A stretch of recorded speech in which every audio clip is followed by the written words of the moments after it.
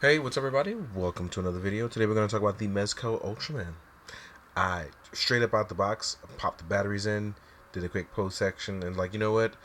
I should probably review this before I go ham. So yeah, everyone know I'm a big Tokusatsu fan, so this is right up my alley. And this is going to be Mezco's first foray into it. So I'm very curious because maybe if Ultraman does well, maybe we'll get Kamen Rider, maybe we'll get Sentai. Well, we have Power. Hi, buddy. We already have Power Rangers, so it's funny because like, do we go for the trifecta?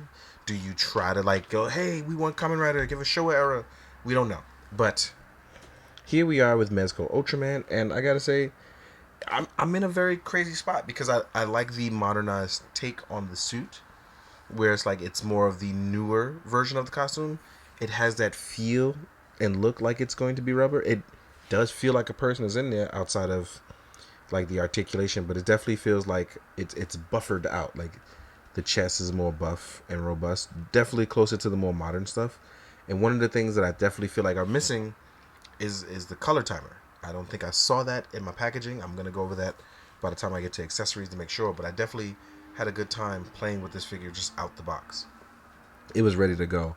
Now, the cool thing is, and this is the one thing I was super worried about, was whether or not it'd be that light up feature like the old head pop in. I don't really like that because it cancels out head articulation, but that's not the issue here. As you're seeing, this Ultraman, the only thing he can't do is pretty much look down, right? But everything else is looking really fantastic. As you can see, we have some movement. And for the light up part, it's because it's all up there, right? Crazy enough, the switch is on the back. Like, you don't even see it. It's invisible. You push into the back and your boy lights up. So when I pop this in, boom, voila. I don't know if you guys can see that. Right? Turn it off. Yellow eyes. Blue eyes. Yellow eyes. Blue eyes. Yellow eyes. Blue eyes. Yeah. So this is a very nice feature. I think was pretty well done on the Ultraman. I really do like the way that turned out. I'm going to turn this back off. Now, in terms of our articulation, as you can see, like I said, it moves like a guy in a suit. So you got to be definitely careful as you see all the rubber twist and where stuff is. You definitely have bicep swivel, so that's great. There is no butterfly joint, but you can lift our arms up about this far. We have our bicep swivel. We have a beautiful double joint. We have, we actually have really, pop that on. We actually have really nice torso movement, as you can see here. This is me stretching it. Our legs can hit the 90 degrees. Now, what you see me doing here, I'm pulling down to not stretch the fabric, to pull outward so nothing bunches. And I'm moving so we can check out that double joint, see how far it goes. And this is me stretching it really far. All right. So technically, our Ultraman can really, really move. I worry about this suit overall. I do. But I really like so far that it's really, really looking good. My man got the honey bunches of oats movements, right? Our ankle pivot can move this way. We have beautiful, beautiful ankle pivot. But look, like, I'm not even going front. Like, this looks really good. Man, like, this is exciting. And I didn't think it was going to be able to move like this. I was super duper worried, but here we are with my Ultraman. Like, look at that. Bro, like, how could you not love this? How? I mean, like, I don't care about the Mezco part. How could you not love this screenshot like this? Look at that. Oh, yeah. I'm sorry, I got excited. But with all of that being said, let's jump into the accessories because I'm getting excited and I'm getting ahead of myself. Let's talk about those accessories. All right, now we're going to talk about our accessories. I've added the Breakaway buildings, so we can talk about that. When you are a giant of light, clearly you are going to be a very big giant. And if you're not like in a gigantic city area, you know, you have your smaller buildings. This goes without saying. I think the buildings are a little too small, but I like the idea that we can actually just do this instead of me having to like break off everything. It's pre-broken for me, but they line up perfectly with what they're doing. So boom, just like that. All of the buildings can do that, where there's just breakaway points. And you can just put them back together. It's not even an issue. This one actually locks in just a little bit better. But yeah, these are perfect for when you want to knock your Ultraman through it. Have him sitting down or laid out through it when he's getting beat up by a kaiju. So this is perfect for that. So I'm going to remove these guys off to the side.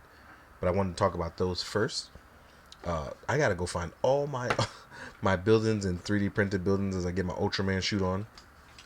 But yes, I'm loving the way this feels. And even as I roll up, okay, when I unfold it and unfurl it, it looks like it folds back just like the rubber suit, as we can see here. So yeah, I like this. I like this a lot. This makes me feel like an actual suit actor is in it. And after sitting down and being around suit actors and doing this, this feels good. It really does. Now, in terms of our hand accessories, so we got our closed fist as we start off with. We have our thumb in palms. Whether these are going to be for flight or chopping, it's up to you. We have our thumb in palms. Then we have our regular flight palms / Spacium Ray palms. Thumb aligned with the fingers, so you know what time it is. We have one right action open palm. And then we have one cupping palm. This one is semi-cup, but they are paired together with each other. Then we have the same, actually no, wait, it's all wrong. So I had that wrong, sorry. We actually have two cupping palms here. And then we have an item holding hand here. But that goes with this one. These one will pair together.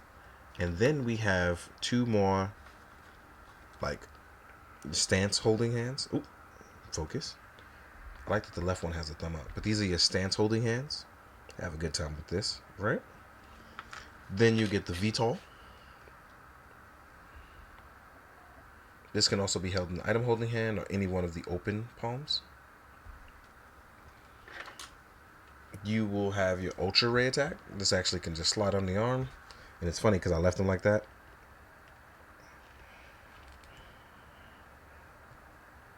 So you can actually...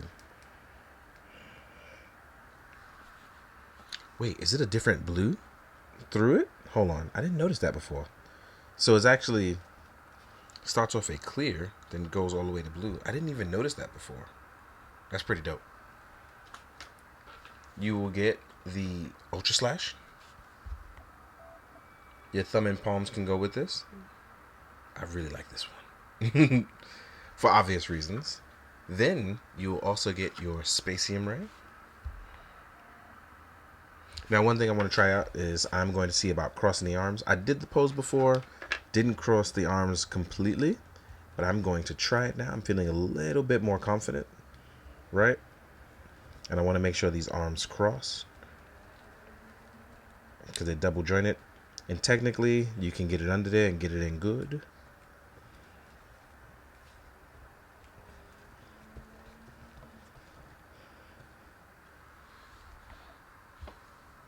Let's actually get it in. Yeah. Yeah. Yeah.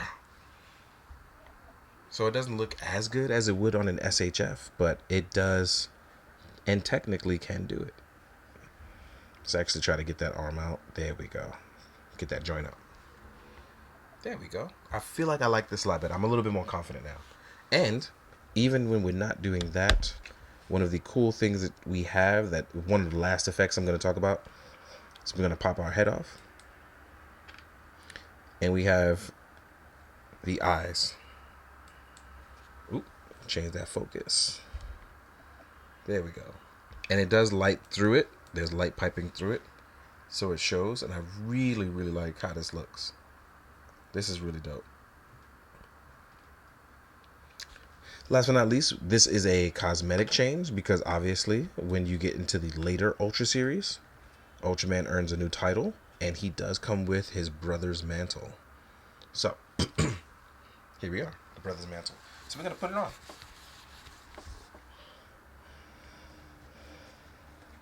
And it just literally slips over. And now you have your later series. Let's see if it's wired. I'm actually just... Oh, it is wired. It is wired. Oh, yeah. Yeah, we are walking around stylish, bro. I love this. I love the idea of this. This is a good idea. This is hitting all the like tokusatsu feelings. There's bias here. There is bias here. So I'm enjoying this, if you can't tell. But yeah, I'm really feeling this. I am. This is fun. So, real quick, I'm going to have to go and try to break out some Ultras from SHF that I have. And we're going to do some Ultraman size comparisons as well as with some Kaiju. So let's get to it. I'll see you guys. Alright, now we're jumping into the size comparison. Got a lot of things to compare. Kaiju, Kaijin, Monster Men, Angels of Light, all that good stuff. And first, let us compare the other Ultraman. Here is, as me and KJ call it, the Cinco Ocho Ultraman.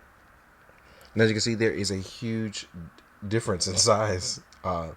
And while I love this one is like really fun and really interesting to play with. So using them for different reasons is going to be very fun for me as I try to explore some new type of photography.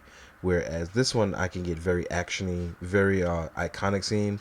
I'm definitely going to try to capture some more different stuff with this one. So let's take this guy away, because we know with the SHF, he is normally smaller.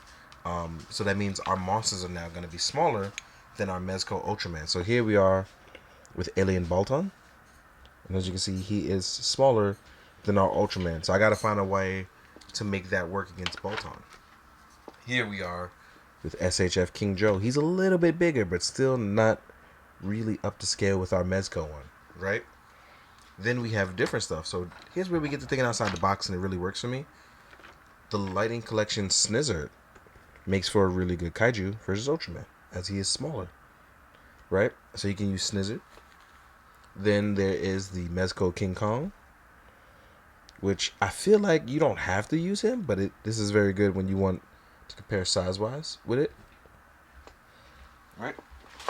Then we have the really, really good, the NECA Pacific Rim figures. These are perfect to go against the Mezco Ultraman, as they are around or bigger than him, and it really gives that emphasis of monsters versus the Giants of Light. It really does work. So there we have it. So next up, one of the things I want to compare to is going to be, where did they go? I don't know where it went. Oh, I'll find it. But we're going to compare to one more figure type in a second. So let's get ready to jump into it. So here's the last couple that I wanted to compare to. Here we are with an SH Monster Arts Mechagodzilla. And I chose Mechagodzilla because I definitely like the vibe of these two, as he is bigger. I took the tail off so he can fit without knocking things down. And because I know people want to know about Godzilla stuff, here we are with a NECA Godzilla, which in this case, this one is about the same size as the Monster Arts one that I have. And as you can see, here's how he looks next to the Mezco Ultraman. I hope this really does help you, because I've been having a blast with him. Really, really trying to figure out how I'm going to do some photos for this, as I'm super excited. Right? But yeah, I really like this light up feature so much. Even if it's just standing here like this, it just looks like a Sofubi, and it just brings back childhood stuff. So, in any case, I hope you guys enjoyed this, because I had a blast doing it. Please do those things where you share with people if you've enjoyed this. I really do appreciate it. It means a lot if you'd like it. Comment, say nice things, and pass on those good things to other people. So as always, please be good to yourself, be good to others, and for real, be good, do good. Drink your water, guys. Later.